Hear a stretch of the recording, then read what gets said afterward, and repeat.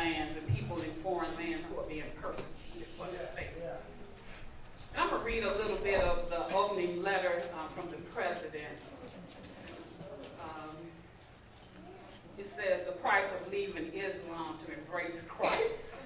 One day over coffee, Ahmed, a highly educated and successful businessman from an Islamic nation, shared a story with me that many Americans may find shocking.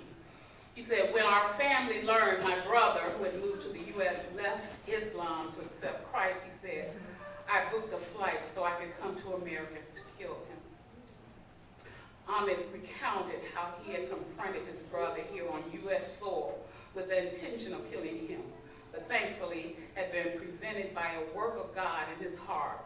Instead of becoming a killer, Ahmed followed his brother's example and became a Christian. We here at the VOM have been involved in several cases in which Muslims have sought to kill a family member for becoming an apostate, one who leaves Islam. What has always struck me about these stories is the certainty in the persecutor's mind that Allah desires or even requires them to kill their family members. Nearly every Christian convert in Islam, whether in Riyadh or Los Angeles, is at least shunned by his or her family and other Muslims in the community. This poor treatment is often manifested through the loss of jobs, inheritance, homes, and even children after their parents' conversion. The price these individuals pay for following Christ is a wonderful display of God's glory amid darkness and oppression, and clear evidence of God's transforming power. We live in an amazing time. In the last 30 years, millions around the world have joyfully counted the cost and paid the price of leaving Islam to embrace Christ. Their stories inspire us. We will join them in prayerfully committing ourselves to paying any price to witness for Christ. Amen. And I really wish you could get how deep that was. I was going to have them. I'm sorry. Put this, okay, it's up there. This is the map they sent me. I don't know if you can see it. Come down. The dark gray areas, they represent the nations or large areas of nations where national governments attempt to provide protection for Christian populations. But Christians are routinely persecuted by family, community members, and or extremist groups because of their witness.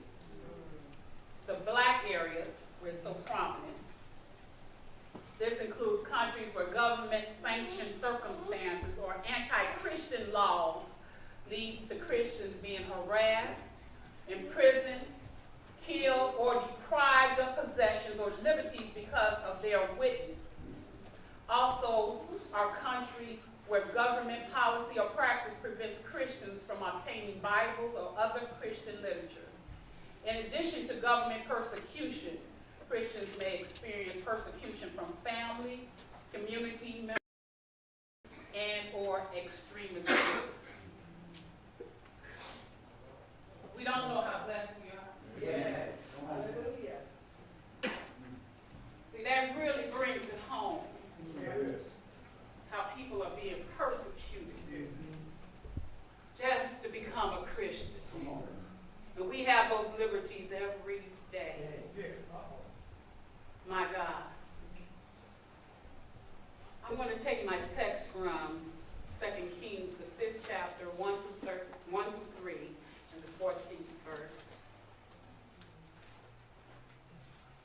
2 Kings, the 5th chapter, starting at the 1st verse, and then we're going to jump down to the 14th. Amen.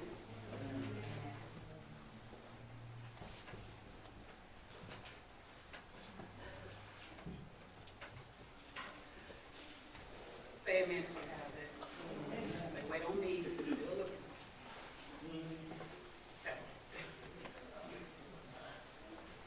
Yes, indeed.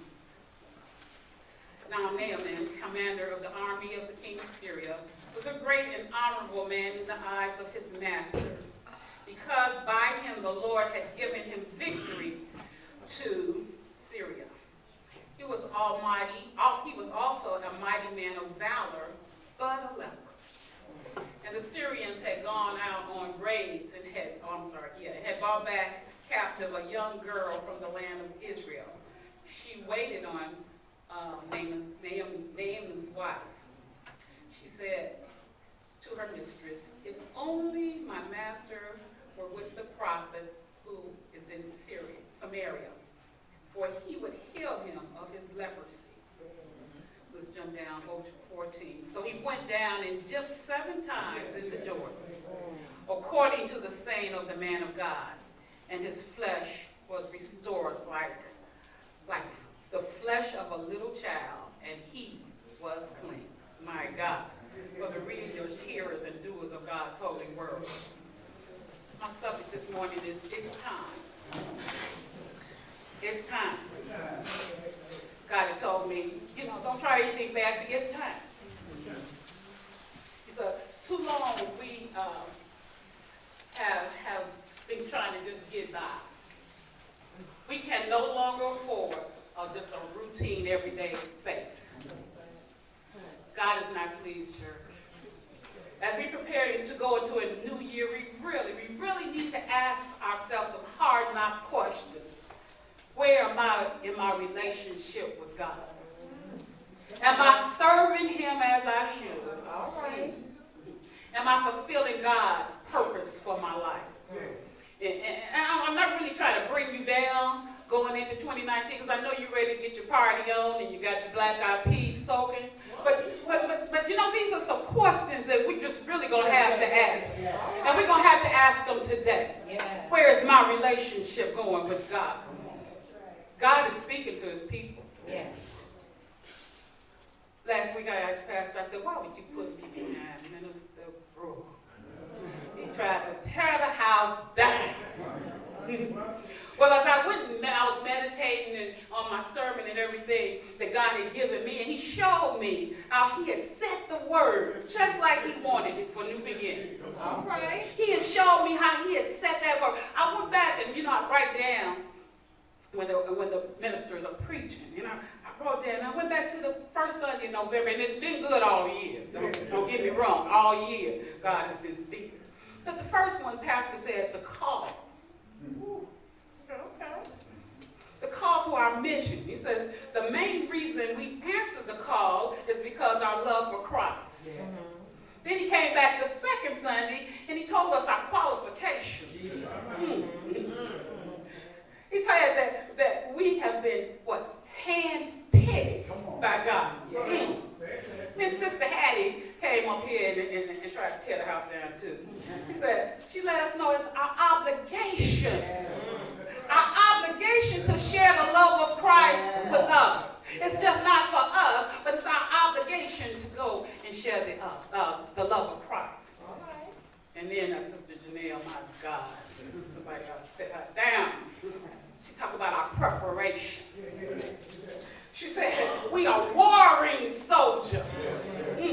She told us that the Christian cannot back down in the midst of spiritual warfare. But we must stand girded in the word. Oh, I'm telling you, when you miss church, you miss something. You miss a word.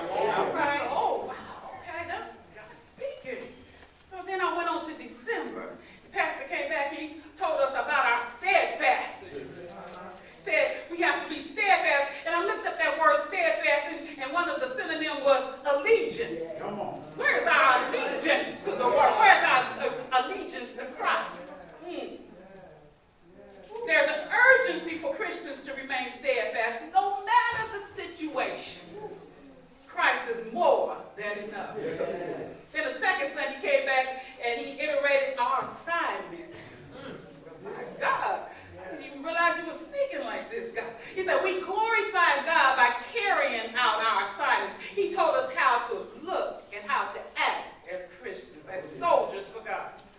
Third Sunday, he brought us the Christmas message about Mary.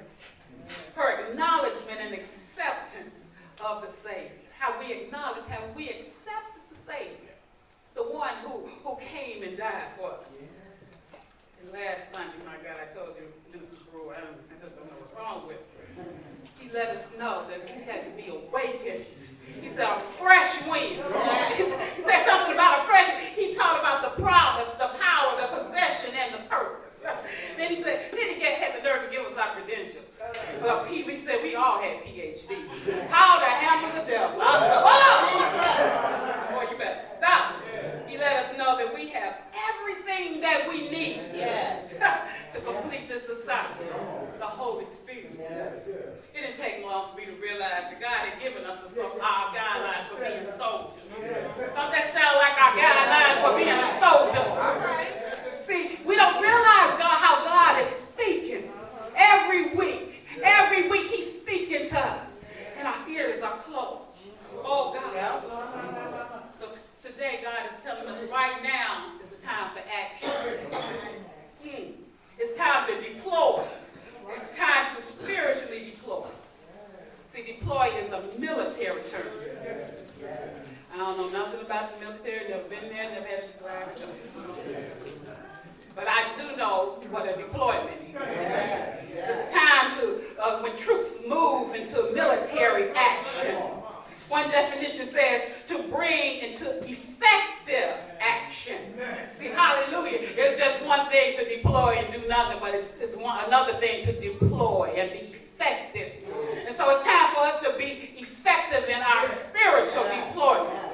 See, there comes a time when every Christian is going to have to deploy. I don't care where you come from. I don't care where you're going, where you think you're going. It's a time for every Christian to deploy. So I ask you, have you deployed? So you ask me, how do I deploy? My answer is where you are and with what you have. God is not looking for you to do anything miraculous, out of explosive. Just with what you have and where he wants you to go.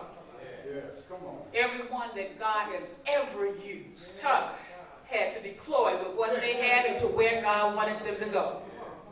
He told Moses, he said, go to Egypt. He said, go to Egypt and tell Pharaoh to let my people go. And then he put a rod in his hand. Hallelujah. He told Abraham, he gave him a promise and said, go to a land that I will show you. He gave David an anointing, a slingshot and 5 smooth stones. My God, everybody that God has ever used, he has given them and sent them. He gave us a Savior. He gave us a Savior, the living word. And he said, go to the utmost parts of the world and preach to God. I tell you, everybody that God has ever used, he has deployed. He has given them what they need, and he has sent them where they wanted to go. God has equipped us. One thing we must realize is that our lives are just not happenstance. You may think it's a coincidence, but can I tell you, God is a sovereign God, not a coincidental God. We live under God's divine providence, his governing power and control. God has called each of us for a specific duty, for a specific purpose, at a specific time. We are part of God's divine providence.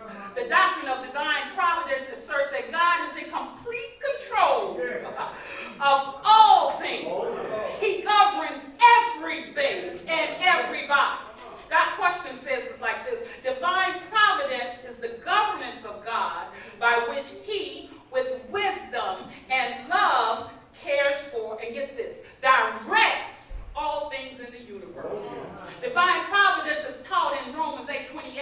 It says, we know all things work together for good to them who love the Lord and are the called according to his purpose. See, God gives us this promise, even though we don't know how he's going to work it. We don't know when he's going to work it. We know that he is ultimately in control. He always has a loving motive. It doesn't say all things are going to look good. It doesn't say all things are going to be good. It says all things work together for the good to them who love the Lord. And I turned on the radio last week, Dr. Jeremiah was preaching on this, and he says like this, the difficult road we walk as believers believers, while we can know that God is ultimately in control of our lives, we don't know the details. I don't know how it's working together for the good.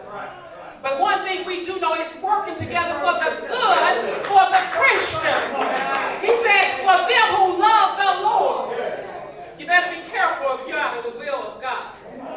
Woo! And then he says, all things. All means all. And all means all. And that's all means. Nothing in our life can be outside of the all. I was like, wow, that's deep. Nothing in our lives has ever been and can ever be outside of all. Because he said all things work together for the good to them who love the Lord. Even though God has never been, will ever be out of control, he's not controlling. Meaning he gives us free will. See, he placed you here in this moment, in this time. He has purpose for your life right here, right now in 2018. I'm not even talking about 2019. He has purpose for your life right now. But he will not force anything on you. He said, behold, I stand at the door and knock. If any man opens the door. See, we have to open the door and let him in. You remember the story of Queen Esther, one of my favorites in the Bible. How she was really comfortable in the palace. She was a queen. Her uncle Mordecai informed her that there was a decree to kill all the Jews. And he needed her to go before the king. But she was hesitant because, you just didn't walk up in the queen's court.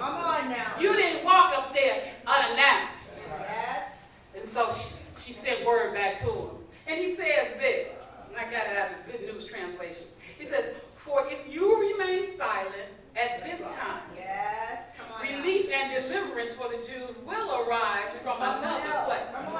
But you and your father's family will perish. And who knows but that you have not been placed here, made queen, for such a time as this. Hallelujah. Who knows if you have not been given that job for such a time as this? Who knows if you have not been placed in that neighborhood, that beautiful house, for such a time as this? Who knows if you have not been placed at New Beginnings Christian Ministry in Gary, Indiana, for such a time as this? My God, we better recognize, hallelujah, God has a plan and a purpose for our lives. Hallelujah. Can I tell you it's time? Yes. I realize we're living in wicked times and there seems to be little or no hope of stopping. In the midst of terrible situations, God is looking for a faithful few. Yes. He's looking for courageous men and women to proclaim his truth. Well, I did all that by way to say in our text. In our text, like now, there were evil times. The story takes place at a time with two divided kingdoms, Israel in the north and Judah in the south. Both nations were sliding into the idolatry and corruption. Throughout this dark period, the Bible mentions 30 prophets who proclaimed God's message to the people and their leaders. Most notable of these fearless people of God was Elijah and Elisha. You see, Elisha, he was Elijah's mentee. Elisha would take the mantle when Elijah had moved on. Elisha could see the anointing of God on Elijah. And he asked for what? A double portion. Somebody ought to be able to see God's anointing on somebody. Somebody ought to want what you have. You better check yourself if nobody wants what you have. If it doesn't look good to anybody else, hallelujah, something's wrong with that. So Elijah says, okay, if you see me when I'm taken from you, then it shall be. And so it happened that even as they were talking, Elijah was taken up in a whirlwind. And Elisha became God's spokesman to the northern kingdom and surroundings. Elisha's life was filled with signs, with proclamations, with warnings, and miracles. One of these miracles was Naaman's leprosy. Jesus even mentions it in Luke 4:27. He says how the hearts of God's people were so corrupt that only one person who was not even an Israelite but a Gentile was healed of leprosy in that day. The man of God, Elisha, lived right in the midst of the Israelites, right there. And they would not submit their hearts to the healing, to receive the healing. Can I tell you that God is here? Can I tell you God is looking for those who will trust him, who will obey him, who will serve him, who will submit to him, who will be faithful to the call. But we are so blinded by sin. We can't see it. We can't hear his voice. Oh my God, the Bible says Naaman was a valiant soldier. He was honored by the king because God had given him many victories. Let me tell you, you haven't gotten here without God giving you some victories in your life. If God hadn't took a little pain and a lot of joy, if he hadn't taken a few tears and a lot of rejoicing, you wouldn't have made it. But it was by the grace of God, hallelujah, that he mixed it all together. And what did it do? It just drew you closer to him. That's what it was supposed to do. Some of us are still fighting. Let me tell you that you haven't got here on your own. Even in your trespasses and sins, God has granted you favor. I know you want to think that it was all about you. No. You wouldn't have made it without him. He gave you some victories in your life. So we see Naaman was a great man, but a leper. See, you must realize in the Old Testament, leprosy was a form of sin. It represented sin. And so, before we quickly judge and we say, oh, poor Naaman, you know what? We all had a leper spirit. All of us were born in sin and shaped in iniquity. We all had that leper spirit. But he knew it was only God. It was only God that could deliver him from the leprosy. It was only God that could draw you out of your sinful nature. It was only God that took you out of the muck and the mire and the clay. It was only God. When I tell you it was only God, we all had that leper spirit of sin.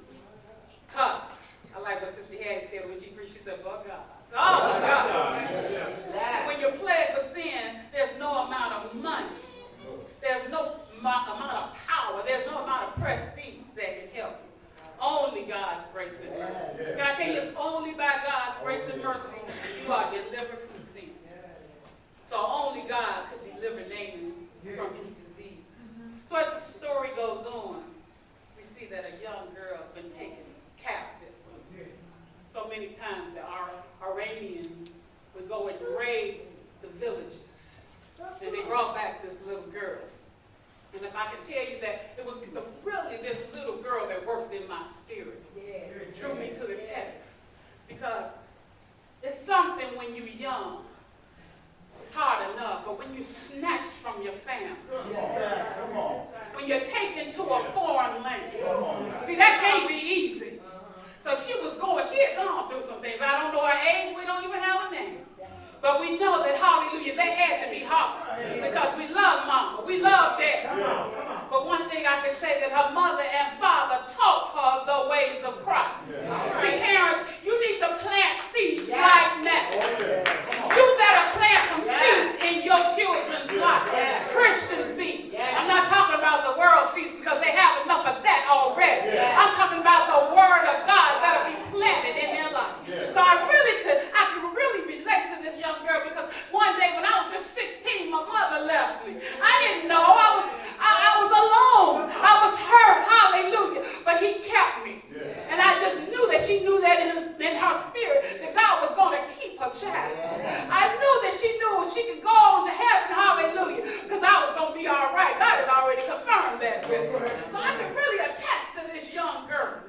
And so I said, how painful that must have been to be uprooted from your comfort zone, to be taken from what you knew and loved and still be a witness. That's awesome, you all. The young girl doesn't forget what she's been taught. I can see her playing with her down and say, Jesus loved me. I know Jesus hadn't come on the scene technically yet, but Jesus loves me, this I know.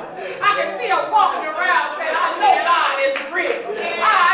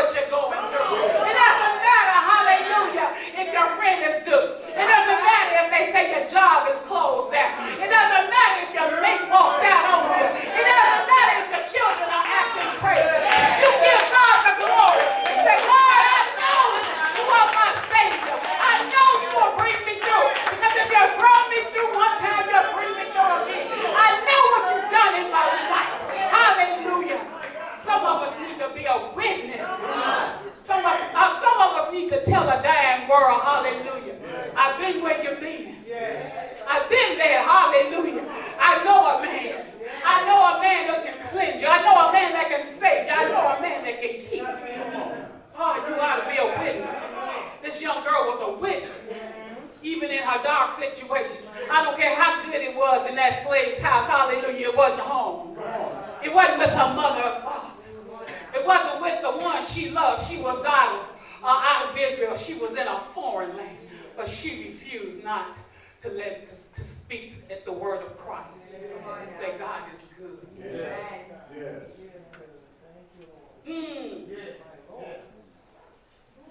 My God. Yes. Yes.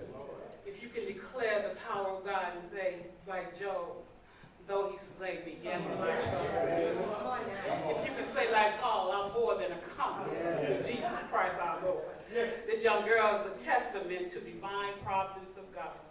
He placed her at the right place at the right time. That's what I'm trying to get you to see. See, she had to go through something.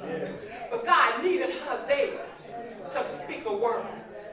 Stop saying God can't use me.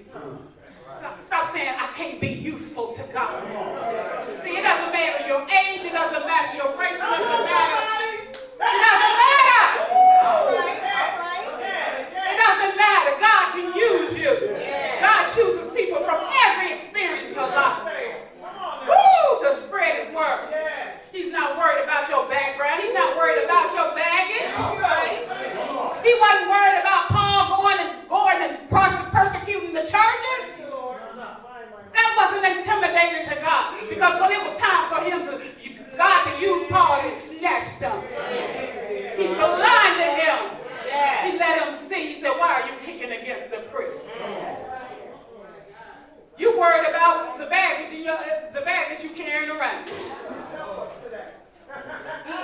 God is looking for a surrendered heart. Can I tell you that? And on the flip side, adults stop thinking that a child can't tell you anything. We better start listening to these children. God is using these young people.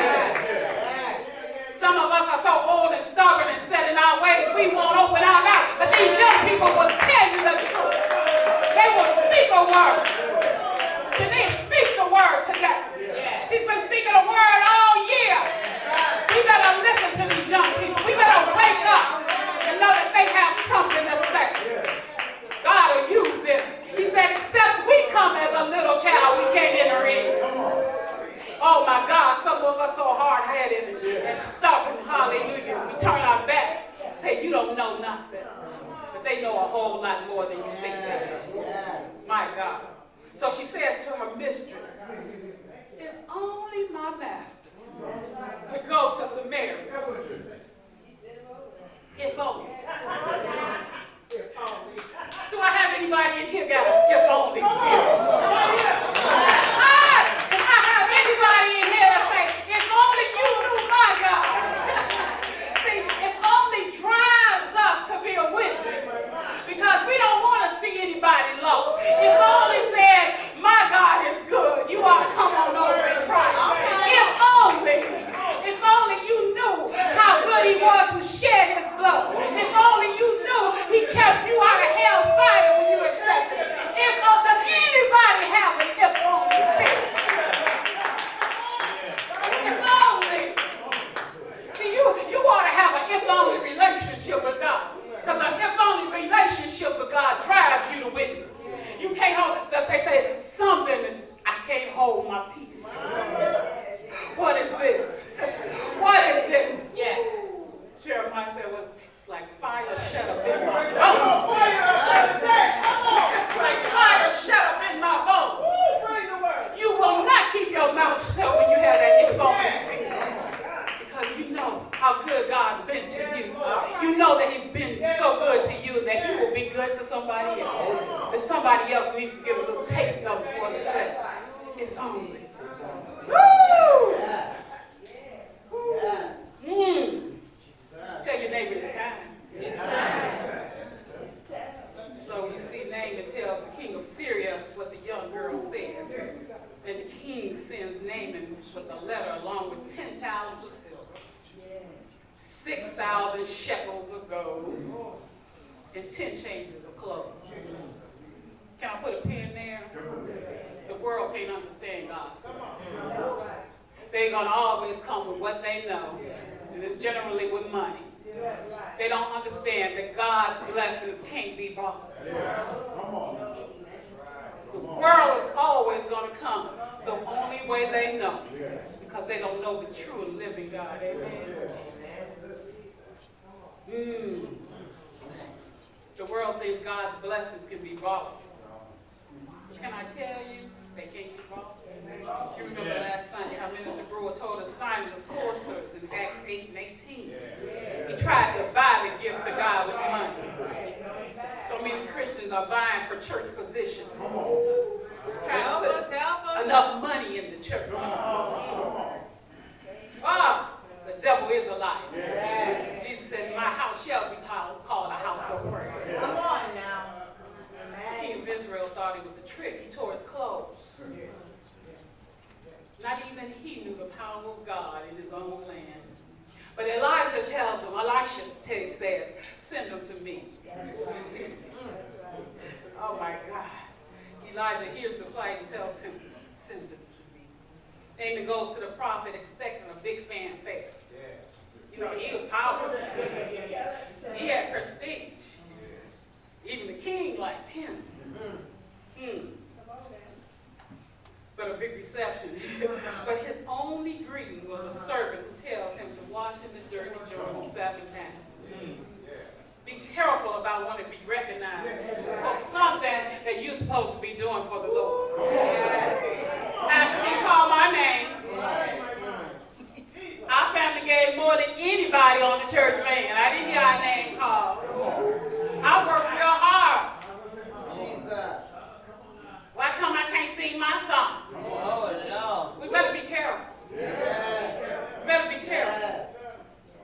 We read that Naaman gets very upset that Elisha, first of all, that he didn't come out to greet him. Then second, he doesn't do some big incantation over him. Thirdly, to add insult to injury, he tells him to wash in the dirty Jordan. Reach over to somebody and say, it's God's way or no way.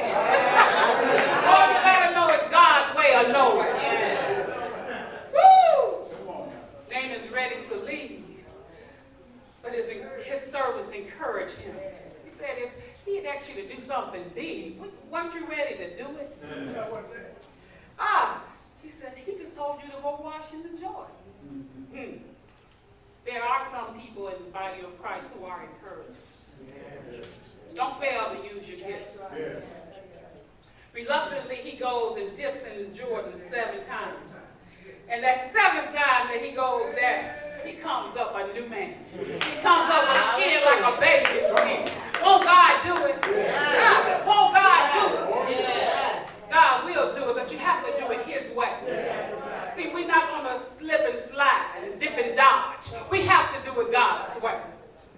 See, it's pride and obedience stopping your blessings.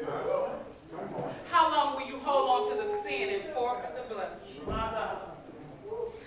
God has marked your time as now. We hear the message, but are refusing to obey the message. We've heard all these messages all year long in 2018, but we are refusing to obey. Can I tell you it's time? So you have to understand, this man was a Gentile. He did not have legal rights. Blessings that should have been the children of Israel. You are a child of God. God is going to bless you. He's ready to bless you. But he's not going to just bless you when you live in any old town. Let me tell you, you better wake up. Because he's going to bless those who are submissive to his will. He's going to bless those who bless him. You giving all your blessings away. You are not looking and waiting and asking God, hallelujah, to use you. Those blessings belong to Israel. But because of their disobedience, because they had turned their back on, I tell you, you ought to come to Bible study. They had turned their back on God. They were trying to live with one foot in and one foot out. They wanted to serve their idols, and then they wanted to serve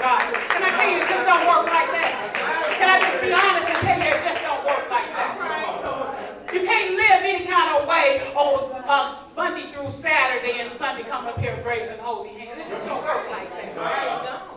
You can't just praise God when you feel like it. Right. You can't just say, I'm coming to church when I feel like it. You can't say, I'm coming to Bible study when I feel like it. You can't come and say, I'm coming to school of knowledge when I feel like it. You better be careful.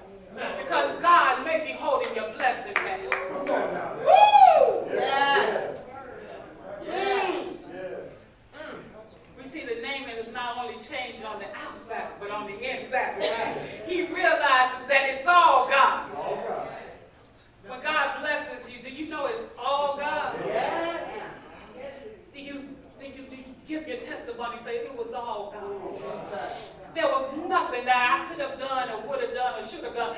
It was all God.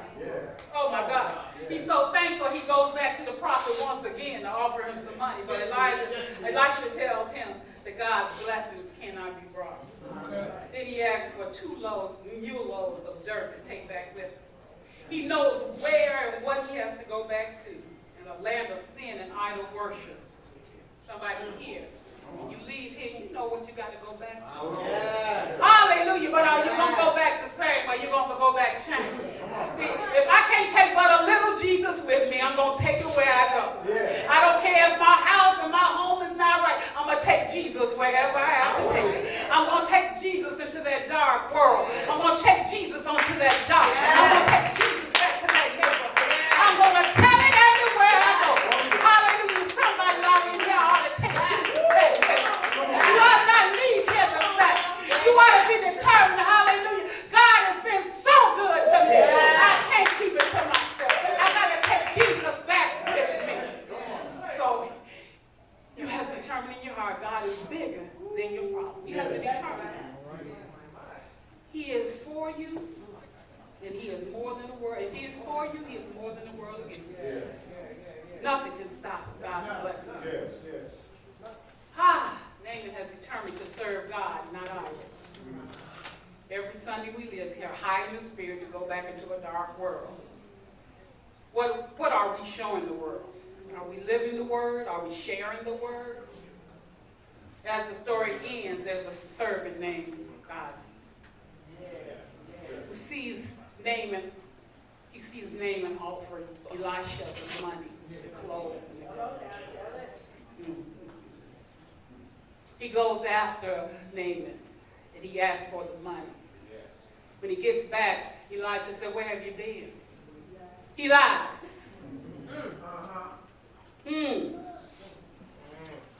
Just think, guys, he's right next to the man of God. Every day, he knows the word, sitting under the word, walking with the word, talking with the word, eating with the word. But his heart was far from Jesus. Doesn't that sound like another story? Judas was right there with the word. Judas was right there every day. But his heart was not right. Are we coming into the temple and our hearts are not right? Are we trying to live two-sided?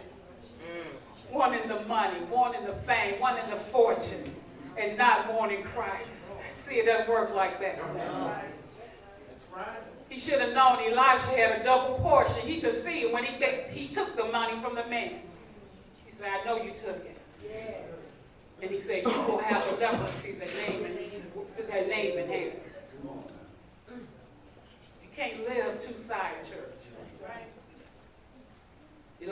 Isaiah 29:13 says, and so the Lord says, "These people claim to worship me, but their words are meaningless and their hearts are somewhere else. Their religion is nothing but human rules and traditions, which they have simply memorized." Oh God, let that not be us. So my question becomes, where do you find yourself in this story? Are you the Naaman seeking help for his disease, not realizing that there is a God, the only one who can deliver him? Or are you the young girl who is not afraid to share God, no matter how bad her situation? Or perhaps you're the Naaman who must decide to surrender his pride and be obedient to the call. Or are you the prophet who will not be influenced by the world's way? Are you the Naaman who realized that God is the only one and only one, who saves us from our sins and will carry back the word wherever we go? All right. Finally, or are you the God who speaks with his lips, but whose heart is far from God? I'm so glad that through divine providence, God has set each one of us here and now to work for him. And most of all, through divine providence, he accomplishes his will by sending his son. Yes. I'm so glad the Father told the Son, it's time. It's time. Come on. It's time. We can't live limp and lifeless, pathetic lives with only lip service, church. Absolutely. We have the power to make the difference in this dark world. Yes. We are only going to make the difference by knowing who we are in Christ and the purpose for our lives. Just like divine providence, God placed a Jewish girl, slave girl, in the house of a Gentile to proclaim the power of her God. Mm-hmm. He has placed us here to reach somebody. Yes. Three things we need to remember. We are unconditionally loved by God. Yes. We are chosen by God. Yes. And we are committed to God. Hallelujah. See, the love of God was demonstrated to us by God sending his son. He chose us before the foundation of the world. And because he loves us, and because he chose us, when we have accepted Christ as our Savior, we are committed to following him and doing what he has called us to do. Is 2019 going to be more of the same? Or are we going to stand up with the Holy Ghost boldness and be a witness to a dark world? Come on. You know, this year has been a year of the movement, Me Too. Well, I have my own Me Too story. It's not what you think. And my brother will be here. That's okay. When I was a little girl, I was in my room. And he doesn't let me do that. I was playing with matches. So I wanted to see how far I could get before I blew the match out. I'm just playing. Well, one got me. I threw the match. So the match caught fire to my bed. And I tried to put it out. I couldn't put it out. And I was scared to death. See, we got to be down in those days. I could feel a good whooping coming. So my mother and my brother were at the piano. And finally my mom said, I smell something. Do you? My brother said, yeah. I said, me too.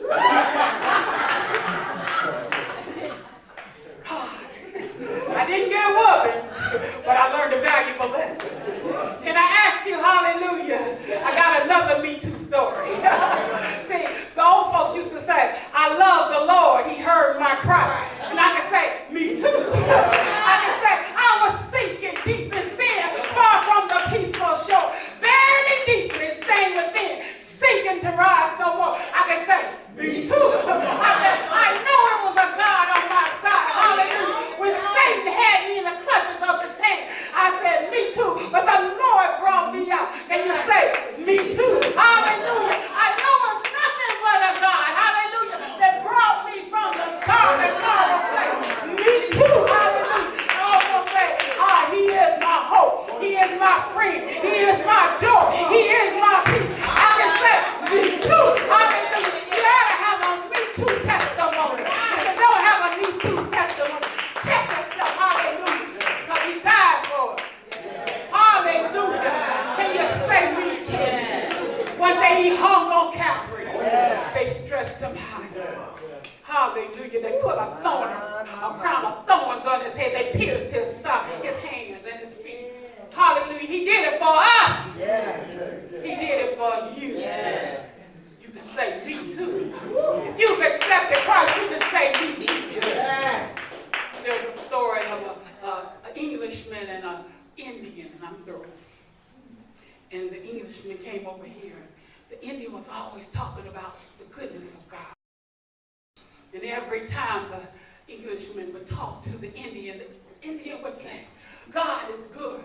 And finally the Englishman said, why are you always talking about God? And the Indian looked at him. He didn't say a word. He took some branches and he took some leaves and he made a circle. And then he put a worm on the inside of it. And he lit it on fire. And everywhere that the worm would inch, the fire got hot and he would have to crawl back. And finally, he just curled up. And so the Indian took the worm and put it close to his heart. He said, you see, that was me. One day I was on my